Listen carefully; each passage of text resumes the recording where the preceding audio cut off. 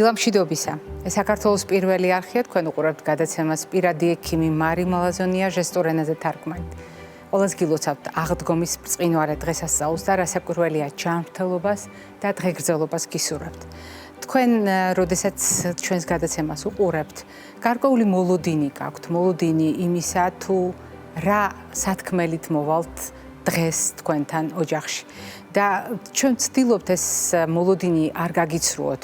განსაკუთრებით იმის გათვალისწინებით, რამდენად ხანდაზმულია ჩვენი გადაცემა, რამდენ წლიანი ურთიერთობა გვაქვს ჩვენ თქვენთან და რამდენად მნიშვნელოვანია ის ნდობა, რომლითაც თქვენ გვანებივრებთ ამდენი წლის მანძილზე. დღეს ჩვენ გვინდა გავაგრძელოთ ის სათქმელი, რომელიც გარკვეულწილად გაგიზიარეთ აღდგომის წინა დღეებში, განსაკუთრებით წითელ პარასკევს, მაგრამ მნიშვნელოვანია კიდევ ერთი ხაზგასმა იმისა, რომ არც კვება ამ დღესასწაულის ტოლფასი და არც დღესასწაული იზომება კვებით. დიახ, ამ დღესასწაულის მნიშვნელობა ჩვენ ძალიან კარგად გვესმის, რომ გაცილებით მეტია ვიდრე ტრაპეზი, მაგრამ გვინდა თუ არ გვინდა. ძალიან მნიშვნელოვანია ის სოციალური კომპონენტი, რომელიც კვებას ახლავს, ის რიტუალი და კონკრეტული რიტუალური პროდუქტები, რომელიც ამ დღესასწაულს ახლავს და უსაფრთხოება, რომელიც აუცილებლად უნდა გავითვალისწინოთ.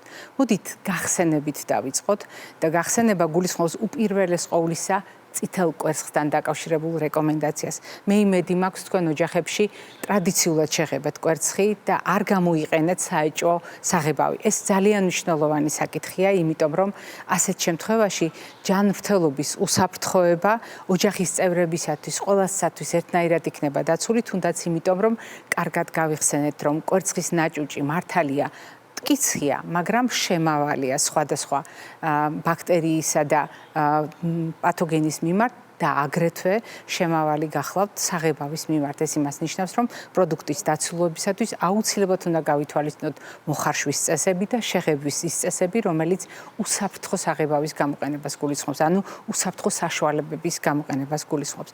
ასევე გაითვალისწინებთ, მე დარწმუნებული ვარ, ამ კვერცხის გამოყენების ვადას და ჩვენ შევთანხმდით, რომ არ არის სწორი, როდესაც ძალიან დიდხანს ამ პროდუქტებს ვიყენებთ, ისე რომ არ ვითვალისწინებთ გარეთ, მაგალითად სითბოში რამდენი ხანი დაყონდა, ანუ იგულისხმება მაცივრის გარეთ პირობები და მნიშვნელოვანია, რომ სწორედ სამაცივრე რეჟიმი ერთი კვირით მოხარშული კვერცხის უსაფრთხოებას ინარჩუნებს და აი ამ პრინციპს ჩვენ ვითვალისწინებთ ყოველწლიურად, გახსენეთ ხოლმე, განსაკუთრებით მიაქციეთ ყურადღება ბავშვებს, რომლებიც ხშირად ხანგრძლივად მაგიდაზე დატოვებულ კვერცხს გამოიყენებენ და მათი ჯანმრთელობიდან გამომდინარე მეტი ყურადღება დავუთმოთ სწორედ სხვადასხვა პროდუქტის გამოყენების უსაფრთხოებას.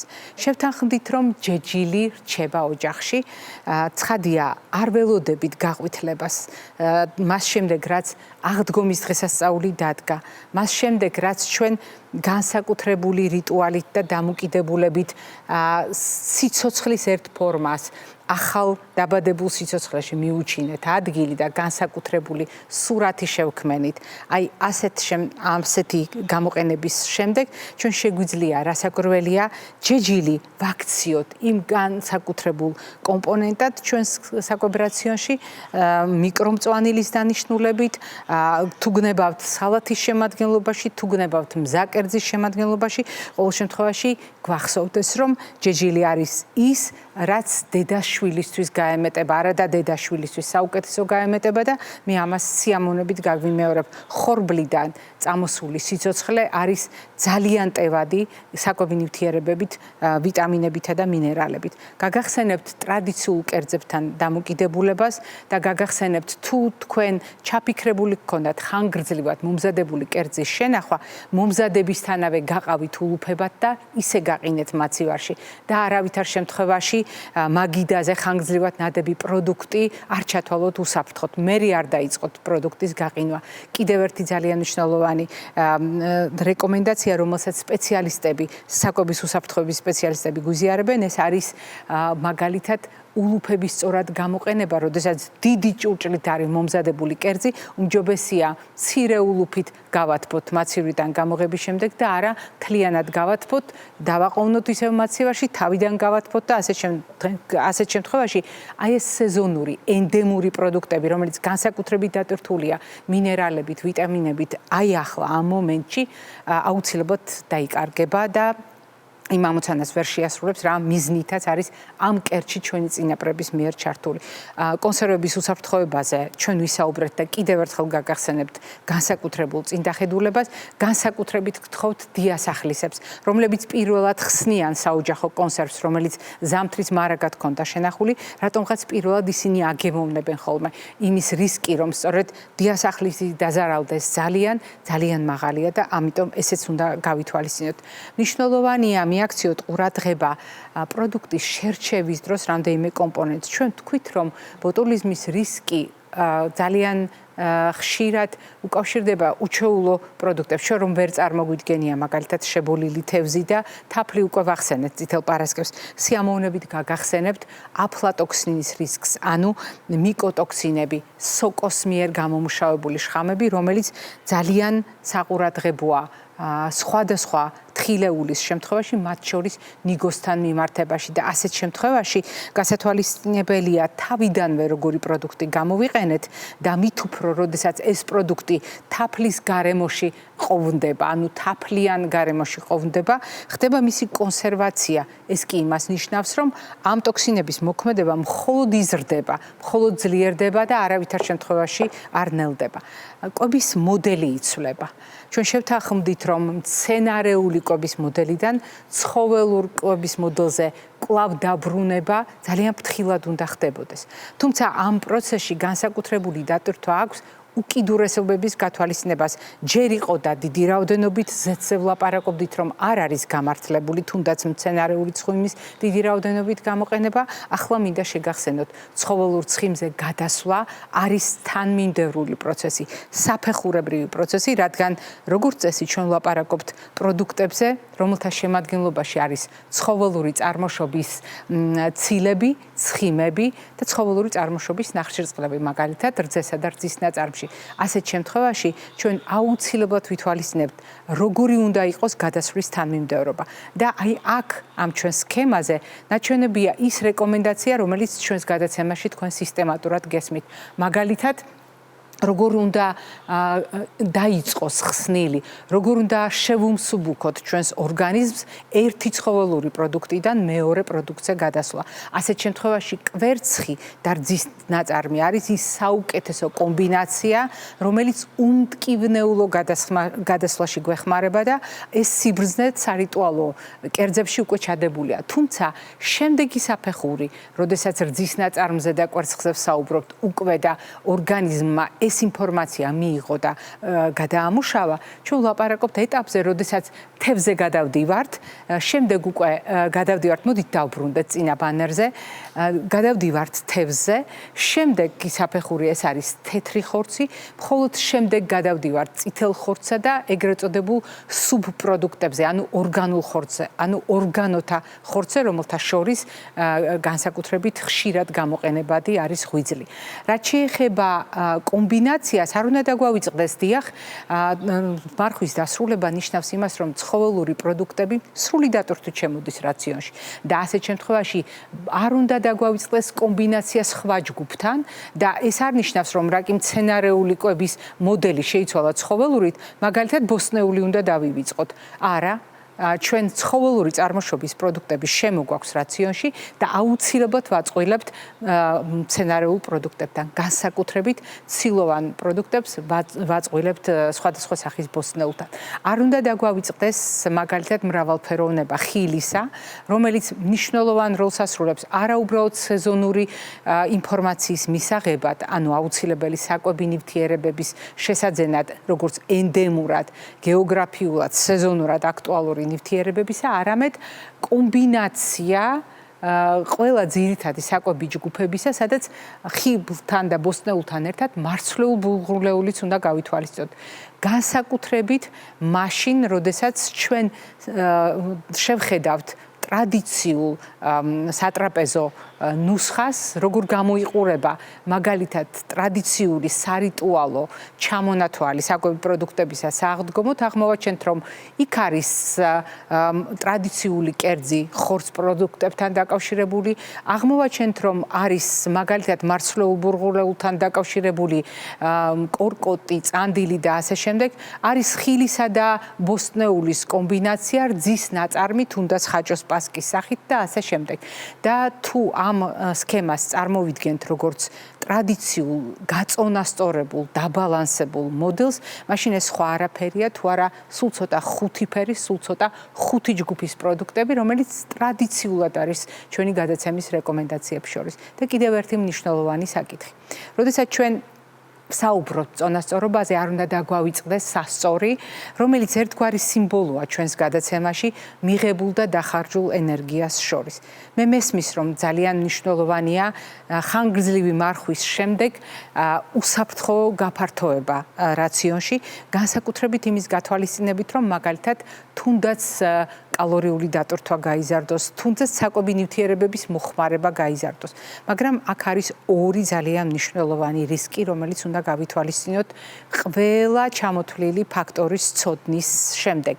როდესაც ჩვენ ვლაპარაკობთ შეზღუდვიდან გაფართოებაზე, გადასვლა იყოს უსაფრთხო, ჩვენ გულისხმობთ იმას, რომ არ დაგძლიოს სიხარბემ, თუნდაც პროდუქტების არჩევანში, თუნდაც პროდუქტების შემადგენლობასთან დაკავშირებით, რადგან თუ შეზღუდული კვება შევცვალეთ უკიდურესად გაფართოებული, მათ შორის ენერგეტიკული დატვირთვის თვალსაზრისით, ეს არის სერიოზული მეტაბოლური სტრესი ორგანიზმისთვის, რომელთან გამკლავება ორგანიზმს არც თუ ისე ადვილად მოუხერხდება ხოლმე. არის მეორე მდგომარეობა.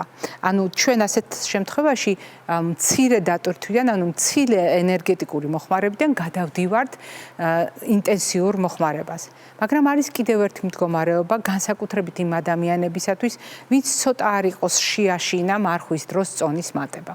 და აი ამ პროცესში, როდესაც ჩვენ ვლაპარაკობთ მარხვის დროს წონის ნამატზე, მე გაგახსენებთ, შესაძლებელია თუ არა ეს, დიახ, შესაძლებელია, თუნდაც იმიტომ, რომ კვება უპირატესად ნახშირწყლოვანი ხდება. ადამიანები ნაკლებად რთავენ კვების რაციონში მცენარეული წარმოშობის ცილებს და ცხიმებს სწორი თანაფარდობით და კვება მიუხედავად ერთი შეხედვით მრავალფეროვნებისა, მაინც რჩება ადამიანებისათვის სწორედ ნახშირწყლოვანი. უფრო მეტიც, აქ არის კიდევ ერთი მნიშვნელოვანი თავისებურება. არა უბრალოდ ნახშირწყლოვანია კვება, არამედ გამოიყენება ნახშირწყლები ძირითადად, რომელიც ადვილად შეთვისებადია, ანუ დანაყრების შეგრძნება არის მინიმალური და კიდევ არის აქ ძალიან მნიშვნელოვანი საკითხი, ეს გახლავთ მრავალფეროვნების ნაკლებობა, კვება ხდება ერთფეროვანი, მონოტონური და დამატებითი რისკი ყალიბდება წონის დაგროვებისათვის. აი ეს რამდენიმე ფაქტორი თუ თქვენ უკვე გქონდათ მარხვასთან დაკავშირებით, მაშინ თქვენ მარხვის დასრულებისთანავე რატომღაც ფიქრობთ, რომ ახლა დროა გაუმკლავდეთ დაგროვილ კილოგრამებს. არა და ორგანიზმს სჭირდება საფეხურებრივი ადაპტაცია, მათ შორის ჯერ კვების გაფართოება, რაციონის გამდიდრებაზე, როდესაც ფიქრობთ, შესაძლოა ძალიან გონივრულად დაიგეგმოს ისე, რომ სამივე გასაღები, რეჟიმი, ულუფა, რაციონი გამოვიყენოთ ერთდროულად, ისე რომ არ დავაზარალოთ ჩვენი ორგანიზმის სასიცოცხლო ფუნქციები და არა უკიდურესი შეზღუდვით დააკრძალვით, არამედ თანმიმდევრული გადაწყვეტილებებით საფეხურებრივად ნაბიჯ-ნაბიჯ გავიაროთ ეს გზა. მე დღეს აუცილებლად გავაგრძელებ საუბარს იმ თემაზე, რომელიც ჩვენთვის უჩვეულოდ მოვნათლე ჯერ კიდევ წითელ პარასკევს და როდესაც თქვი, რომ თქვენ გაქვთ მოლოდინი მოისმინოთ ინფორმაცია კვებასთან დაკავშირებით, თუმცა არ გაქვთ მოლოდინი იმ თემასთან დაკავშირებით, რომელსაც გაგიზიარებთ. და მართლაც ასე მოხდა. ძალიან მნიშვნელოვანი იყო ჩვენთვის ის საუბარი, რომელიც გავაგრძელეთ და რომლის მეორე ნახევარიც სწორედ დღევანდელი ჩვენი გადაცემის ნაწილია.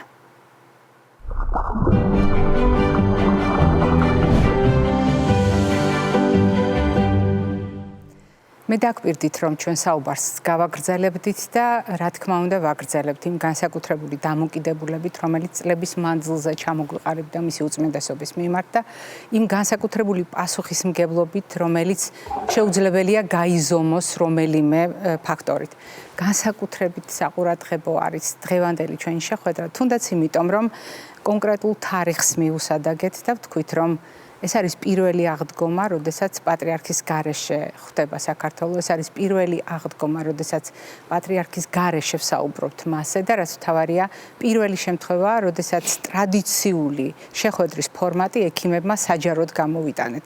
ჩვენ გითხარით, რომ სწორედ ასეთი შემადგენლობით ვიკრიბებოდით ბოლო წლებში, თუმცა ეს არ ნიშნავს, რომ სხვა კოლეგები არ მონაწილეობდნენ აი ამ განსაკუთრებული პასუხისმგებლობით ახსავსე ამოცანის შესრულებაში.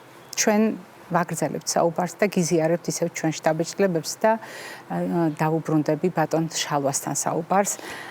განსაკუთრებულია ხოლმე ადამიანთან ურთიერთობა სხვადასხვა გარემოში და სხვადასხვა სიტუაციაში. მაშინაც კი, როდესაც ჩვენ ექიმები ვართ, ჩვენ ხედავთ პირველ რიგში პიროვნებას, რომელიც გამოცდილებას, განსაკუთრებულ დამოკიდებულებას სხვადასხვა მოვლენების მიმართ გადმოგვდებს ხოლმე უნებურად. მინდა ვთქვა, რომ ძალიან უყვარდა ხელოვნება, ზოგადად მაღალი ხელოვნების და კულტურის დამფასებელი იყო. უყვარდა შემსრულებლები, განსაკუთრებით თუ ეს ნიჭიერად იყო შესრულებული. მახსოვს ერთხელ ბერლინში ყოფნის დროს დაპატიჟეს უწმინდესი კომიშე ოპერის სპექტაკლზე ტრავიატა იყო და იყო რაღაცა განსაკუთრებული გადაწყვეტა იყო რეჟისორული და მის დიდებულ მუსიკასთან ერთად ვერდის იყო ეს რაღაცა რეჟისორის ოსტატობაც მასთან ერთად. დიდი სიამოვნებით იჯდა უწმინდესი მთელი სპექტაკლის განმავლობაში და თქვა რომ მოდი უნდა ავიდეო და მადლობა უნდა გადაუხადო მონაწილეებსო აი ესეთი მაღალი დონის სპექტაკლისთვისო. მართლაც ავედით ავყევით უწმინდეს, მე ვიყავი კიდე მანუნა შეროზია, მისი ექიმი, რომელიც დიდი ხნის განმავლობაში იყო უწმინდესის გვერდით და ყველა მონაწილეს დაურიგა რაღაც პატარა სამახსოვრო საჩუქრები და ისინი იყვნენ შოკირებულები, აღფრთოვანებულები, ჯერ იმით, რომ უწმინდეს ძალიან აფასებდნენ, მიუხედავად იმისა, რომ სხვადასხვა კონფესიის ხალხი იყვნენ, უწმინდესის ავტორიტეტი მაინც ძალიან დიდი იყო და პატივცემდნენ მას და ჯეროდათ მისი ლოცვის ძალის. და ეს მონაწილეები და მithumetes, როდესაც მადლიერება გამოხატა. როცა მადლიერება გამოხატა მან მათ მიმართ და სათითაოდ ყველას მოეფერა და ალბათ მათ ცხოვრებაში ეს იყო ერთ-ერთი საუკეთესო დღე. გარდა ამისა მოწმე ვარ იმ დღეების და ღამეების, როდესაც მზადდებოდა ავე მარია, ეს იყო მიუნხენში და ქალბატონ იანო ალიბეკაშვილთან ერთად ხდებოდა ეს და ეს არ მოვა ჩემი მეხსიერებიდან თუ რა ესეთი აღმაფრენით და ენთუზიაზმით ხდებოდა ეს ყველაფერი და უწმინდესი უშუალოდ იყო ჩართული აი ამ ყველაფერში.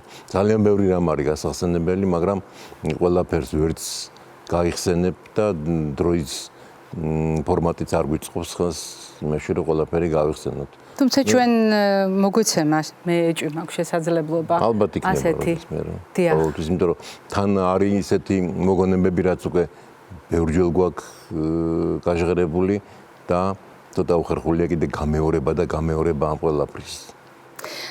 ბატონ გოგი, როდესაც ჩვენ საუბრობთ განსაკუთრებულ მოვლენებზე, განსაკუთრებულ შტაბ-ეჭვებებზე, როგორც წესი, ჩვენ ვითვალისწინებთ იმას, რომ უამრავი ადამიანი ტოვებს ჩვენზე კვალს. უამრავი ადამიანის არსებობა ჩვენ ცხოვრებაში ცვლის ჩვენს დამოკიდებულებას, საკუთარი თავის მიმართ და გარშემოყოფების მიმართ. არის რაღაც განსაკუთრებული ასეთი, რომელმაც თქვენზე წარუშლელი კვალი დატოვა? დიახ.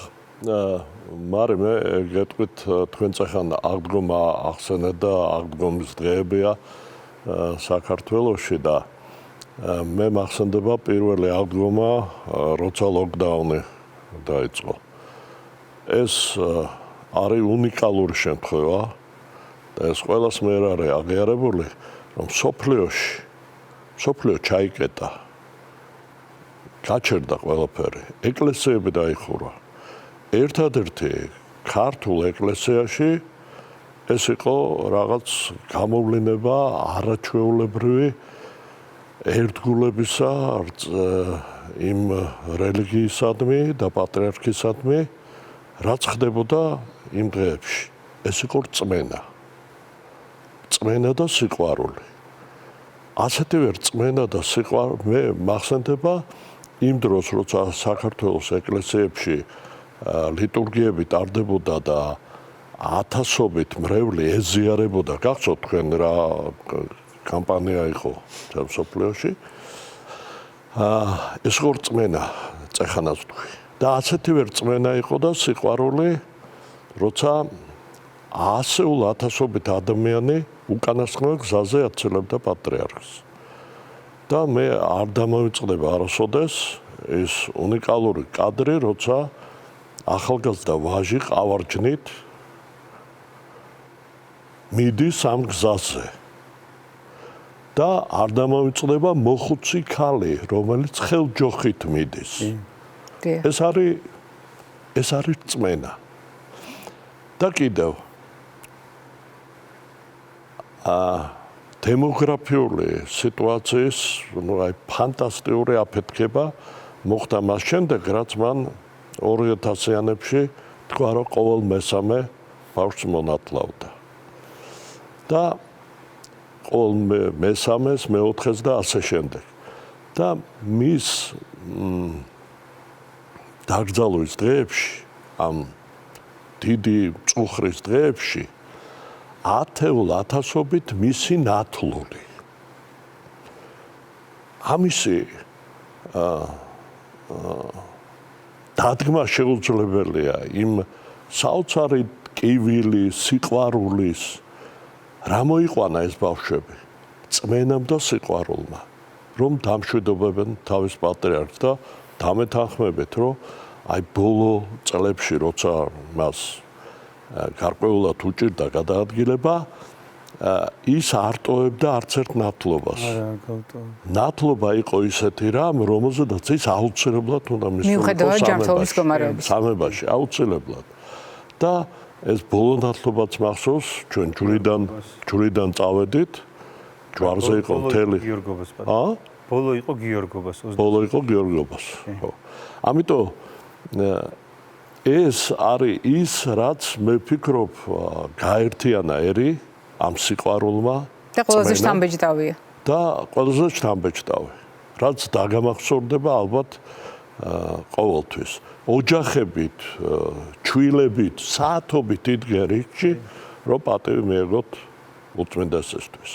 ამის დადგმა შეუძლებელია, ამის რაღაცით мотиваცია, რომ თქვათ, აი ამას გააკეთებ და მე ამას რაღაც საათობით იდგა ხალხი რიგში. ეს არის წარმოუდგენლად შთამბეჭდავი და იმედის მომცემი, რომ ეს თუ შეუულია ერთს, ის არის ძალიან ძლიერი და აუცილებლად გადარჩება.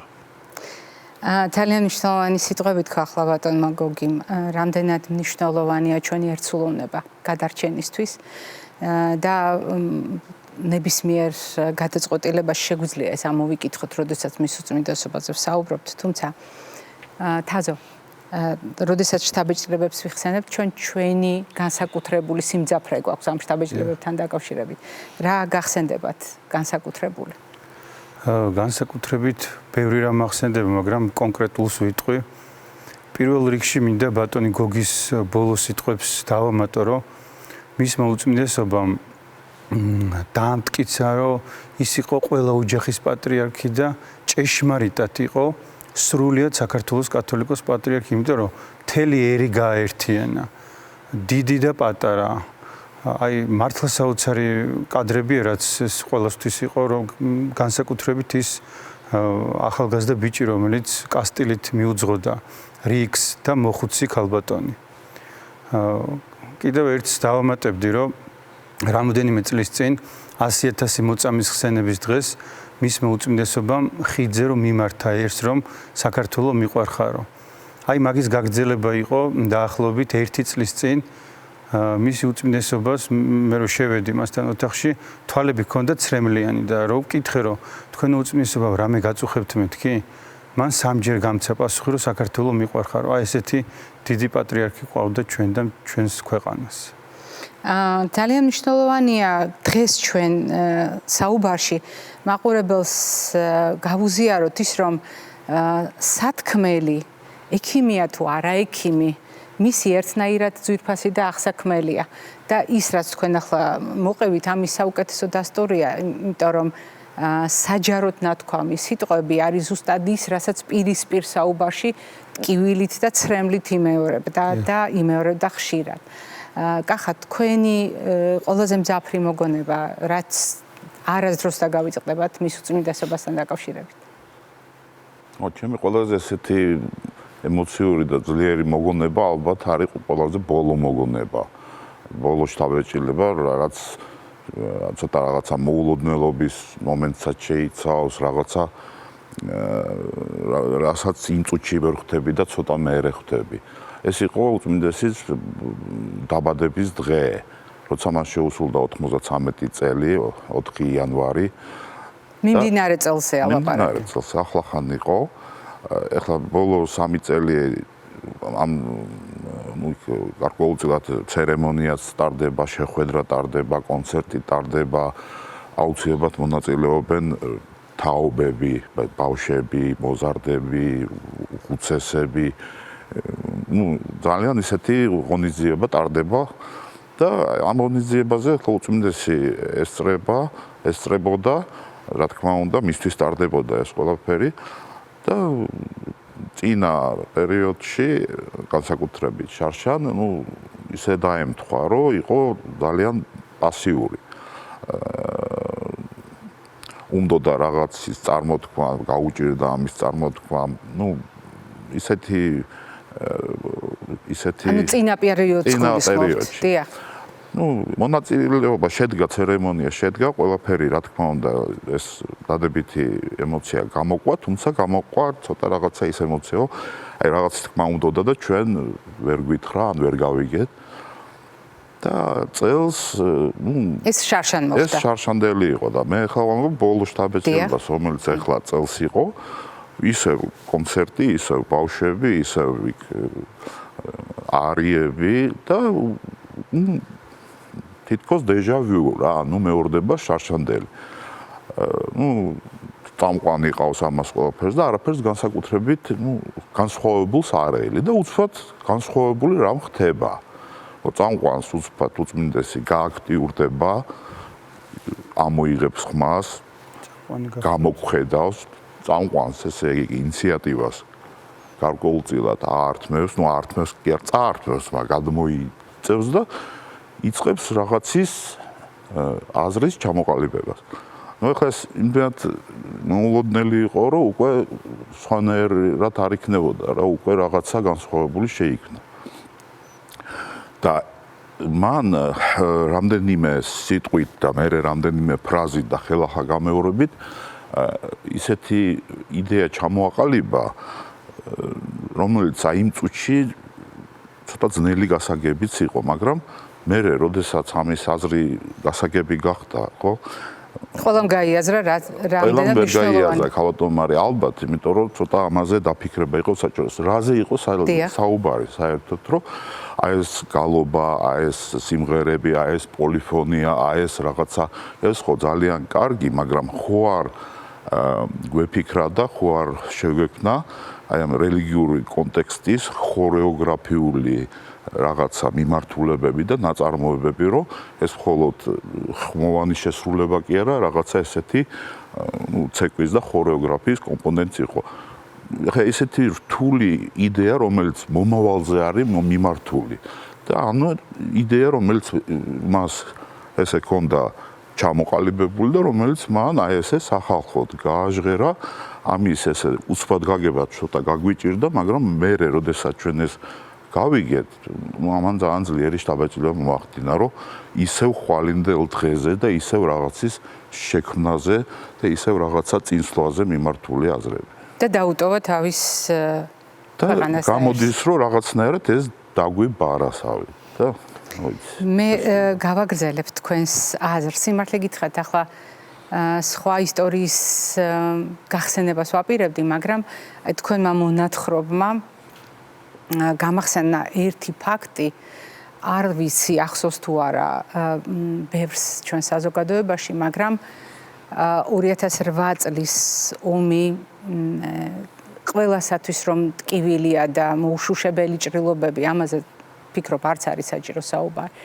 როგორია მაშინდელი ჩვენი შთაბეჭდილება პატრიარქის ქცევასთან და გადაწყვეტილებებთან დაკავშირებით, ესეც ცნობილია, მაგრამ მე მოგიყვებით ისტორიას, რომელიც ამ მოვლენების მიღმა იყო. ძალიან დიდი როლი მან შეასრულა პატარა ბავშვების აღზრდაში, მუსიკალურ აღზრდაში და ძალიან ბევრი ანსამბლი ბიჭები, მართვე და ასე შემდეგ ვაჟთა ანსამბლები გაიზარდა საერო და სასულიერო მუსიკის სიყვარულით. და აი ამ ბავშვებს, როდესაც ისინი ასრულებდნენ ამ საგალობლებს სხვადასხვა ტაძრებში და პირველ რიგში თავი მოუყარა სამებაში, ძალიან მნიშვნელოვანი კვალი დაამჩნია, რომელიც მთელი ცხოვრების მანძილზე გაყვება და 2008 წლის 9 აგვისტოს საღამოს 9 საათზე წარმოიდგინეთ რომელ რიცხვებზეა ლაპარაკი. პრაქტიკულად ჩვენი საზოგადოება არის უკიდურეს გლოვაში და სასოწარკვეთაში. 2008 წლის 9 აგვისტოს საღამოს 9 საათზე მან ყველა ქართველს დედამიწის ნებისმიერ წერტილში მოუწოდა შეკრებისკენ, იმისთვის რომ შეკრებილიყვნენ და ერთად ემღერათ.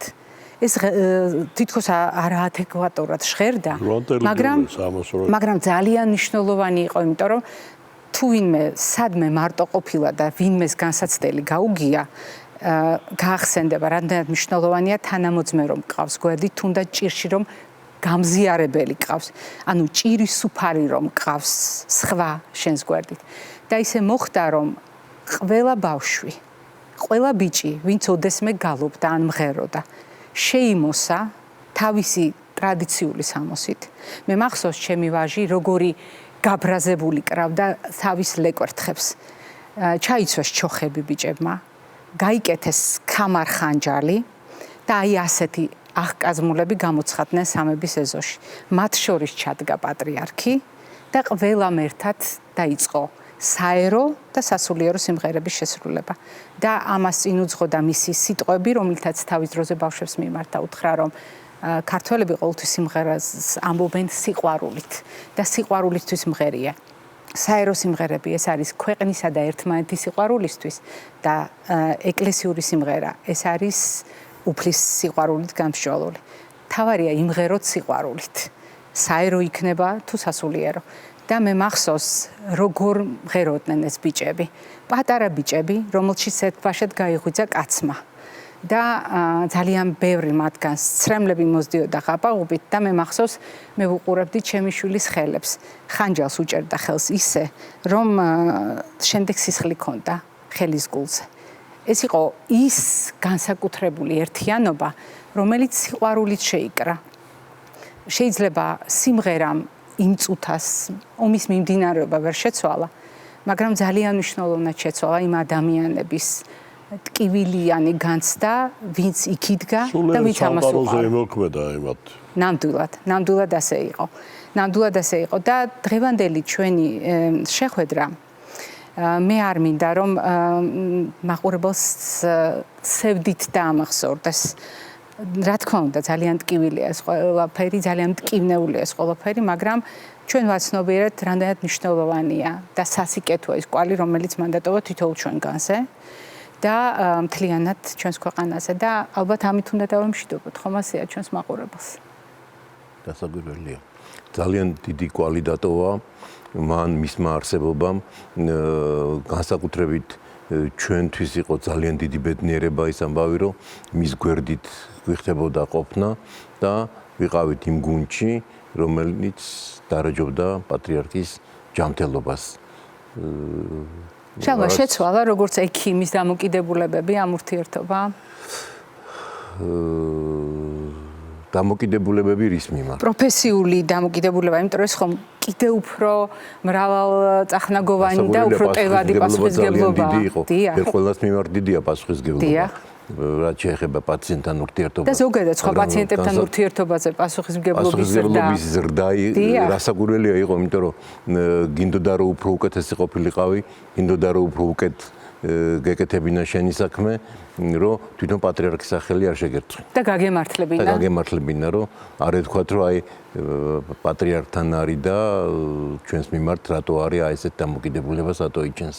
ამიტომ ის კიდე 10 მაგად გვავალებდა იმას, რომ ყოფილიყავით უფრო ესეთი მობილიზებულები და უფრო კარგი დამოკიდებულება გქონოდა ჩვენ პაციენტებთან და ზოგადად ყველასთან ადამიანებთან. ბატონ გოგი, ასეა? თქვენ შემთხვევაში. ხო, ძალიან დიდი პასუხისმგებლობა იყო. მასთან ურთიერთობის თითოეული წუთი, თითოეული რეპლიკა, თითოეული დალოცვა შენი საქმიანობისთვის, შენი ოჯახისთვის ძალიან მნიშვნელოვანი იყო. თქვენ ახლა ბავშვებზე ისაუბრეთ და განსაკუთრებული დამოკიდებულება ჰქონდა ბავშვებისადმი და განსაკუთრებულად მოუწოდებდა მასწავლებლებს, რომ ბავშვებისადმი ყოფილიყვნენ გარკვეულად მობიერები, რომ ბავშვები არ დაესაჯათ. ორიანი არ დაეწერა.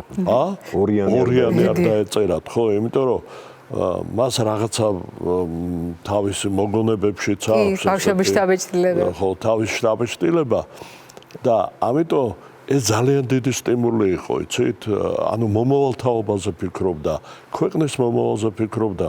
მე არ დამოიწყლება 2009 წელი იყო თუ 10 წელი მოულოდნელად მითხრეს, რომ მე ვსულიყავი საპატრიარქოში რაღაც შეხვედრაზე და იმ შეხვედრაზე აღმოჩნდა ეკონომისტი, მიწათ მოქმედი, ფერმერი, სამხედრო, ну, არ ვიცი, აი ვერ ხვდები რა უნდა იყოს, მე რატო ვარ და ლაპარაკია მაღალმთიანი ზონის განვითარებაზე ქვეყნის. და ესე იგი პატრიარქი ფიქრობდა იმაზე, რომ აი მაღალმთიანი ზონა საქართველოსი, ფაქტობრივად ჩვენ ხომ მთებითა ვართ გარშემორტყმული და აი განსაკუთრებული ყურადღება ჭირდება იქ მაცხოვრებელს, იქ წამსვლელს, რომ მას შეუქმნა ყველანაირი პირობა, რომ სკოლაც იყოს, სამეცნიერო დახმარებაც იყოს, მაღალხარისხიანი ინტერნეტი იყოს, ანუ ყველაფერი იყოს იმისაც, რომ ადამიანი დასაქმდეს, დარჩეს, საზღვარიც დაიცვას, საფერმერო მეურნეობაც განავითაროს, ანუ გლობალურად აზროვნებდა. ეს არ იყო ადამიანი, რომელიც თქვათ გვასწავლიდა, რომ უნდა დღეში რამოდენიმეჯერ ვილოცოთ, რაც შემოვიდა ხო ჩვენ ოჯახებში. არამედ ის იყო ერისკაცი. ერისკაცი, რომელიც დღეს ჩვენ ყველას გვაკლია. მაგრამ მისი დანატოვარი იმდენად დიდია, რომ ჩვენ ამის გასის ხორცება გვჭირდება. ჩვენ როცა ნახულობდით ხოლმე პატრიარქს, ვესაუბრებოდით, რაღაც მე როცა ბრუნდებოდით უკან, ვიყავით რაღაცა ენერგიით აღსილები, რაღაცა დიდი მადლწხებულები და ჩვენთვის იყო ეს მკურნალობა. პატრიარქი მკურნალობდა თავისი აი ამ დამოკიდებულებით. ანუ კითხვა ისმოდა, ვინ ვის კურნალობდა, ხო? სადავი იყო. თუმცა, როდესაც საუბრობდით პასუხისმგებლობაზე, თაზო პატრიარქის ექიმობა პასუხისმგებლობა იყო და არის? პატრიარქის ექიმობა არის ძალიან დიდი პასუხისმგებლობა და იყო ესეც ნამდვილად, მე შემიძლია ჩემ თავზე ვთქვა, რომ ჩემი დილა იწყებოდა პატრიარქით და ღამეც სრულდებოდა პატრიარქით. უწმინდესმა ჩვენ გვასწავლა განსაკუთრებული სიყვარული, მას აი მართლა გადმოცემა ძალიან რთულია, მასთან ურთიერთობას რამდენი და რამხელა მადლი ჰქონდა და მე რა ვიცი, ყოველთვის ვიტყვი ამას, რომ მე მადლობ უფალს და მადლობ უწმინდეს, რომ ღირსი გამხადა მასთან ამ ბოლო წლებში მსახურებისათვის.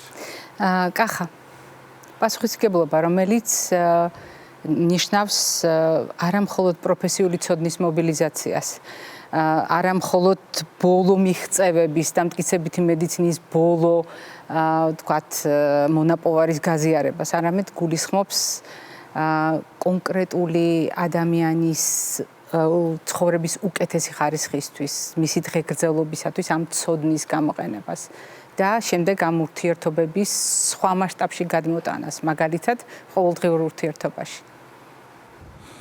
ხო, ნამდვილად ვეთანხმები თაზოს, ახლა პასუხისმგებლობა ყველა პაციენტთან ჩვენთან ერთად არის, მაგრამ უწმინდესთან ურთიერთობაში პასუხისმგებლობა განსაკუთრებულად დიდი იყო. იმიტომ რომ აქ გარდა იმისა, რომ ცივი გონებით უნდა გეაზროვნა და რაღაცა იქ პრაქტიკული გადაწყვეტილებები მიგეღო, ხო? ერთვებოდა ძალიან ძლიერი ემოციური კომპონენტი, რომლის ტარება და გადალახვა ცოტა ძნელია ხოლმე. რატო არის, რომ ჩვენ ექიმებს ხშირად საკუთარი ოჯახის წევრებთან ისე არ გამოგვდის ექიმობა, როგორც დაუშვათ სხვებთან და ერთმანეთს მიმართავთ ხოლმე დახმარებისთვის. როცა გიჩნდება ესეთი გზნობა, როგორც ჩნდება თქვათ მშობელთან ურთიერთობისთვის, რაღაცნაირად ეს პასუხისმგებლობა უკვე ემოციურ ჭრილშიც გადადის და მართალი თქვა შალვავი გვინვისი ექიმი ხდება, ზოგჯერ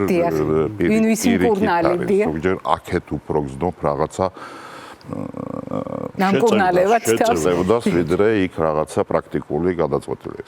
და მე მინდა თქვა, რომ უდიდესი კვალი დატოვა უწმინდესმა. ეს არის კვალი, რომელიც მიდის მომავალში. ეს არ არის კვალი გუშინდელი დღიდან წარსულში. ეს არის კვალი, რომელიც აეხლა ესე როგორც წარმოვიდგენ, ხო? მომავალში მიდის, ახლაც აი 93 წლის ასაკში ის მომავალ რაღაცა პროექტების განხორციელებაზე ზრუნავდა, დატოვა რაღაცა, ძალიან დიდი დაწყებული საქმიანობა, რომელიც ჩვენ სხვა გზა კი არა, სხვა წამსიც არ გვაქვს, რომ არ გავაგრძელოთ.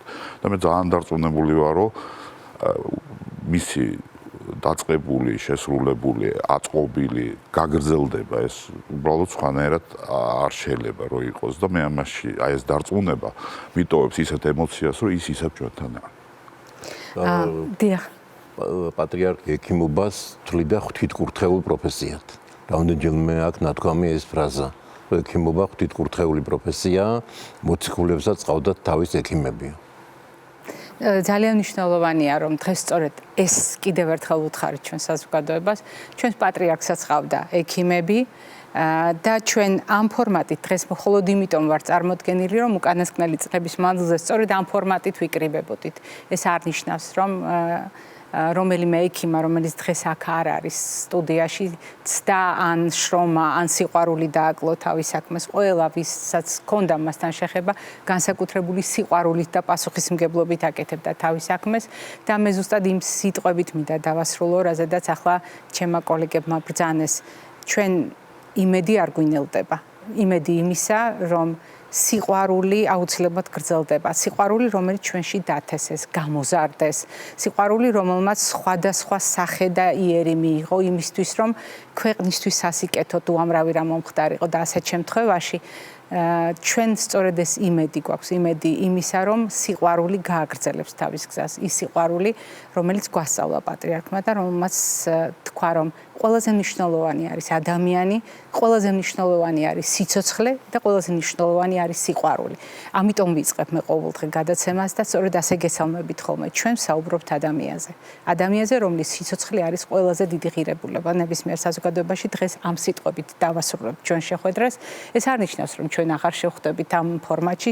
ჩვენ ალბათ მოგვეცემას შესაძლებლობა, რომ ისტორია კიდევ ერთხელ გაგვახსენოს და ალბათ არაერთხელ გაგვახსენებს იმას, რამაც ძალიან ღრმა შთაბეჭდილება დატოვა ჩვენზე და ძალიან ბევრ ფაქტს, რასაც შესაძლოა ამ წუთას არ ვანიჭებდით ისეთ მნიშვნელობას, მერე უფრო მნიშვნელოვანი მოგვეჩვენოს, თუმცა მაყურებელს აუცილებლად უნდა გავახსენო, რომ დღეს ამით სრულდება ჩვენი საუბარი, რომელიც ჯერ კიდევ წითელ პარასკევს დავიწყეთ და გაგახსენებთ ჩვენი სტუმრები ბრძანდებოდნენ ბატონი გიორგი ბოჭორიშვილი, უროლოგი, მედიცინის მეცნიერებათა დოქტორი, პროფესორი.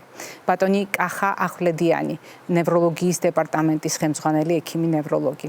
ბატონი თამას ხელაძე, გადაუდებელი მედიცინის დეპარტამენტის ხელმძღვანელი კარდიოლოგი. ბატონი შალვა პეტრიაშვილი, კარდიოლოგი, მედიცინის მეცნიერებათა დოქტორი, პროფესორი.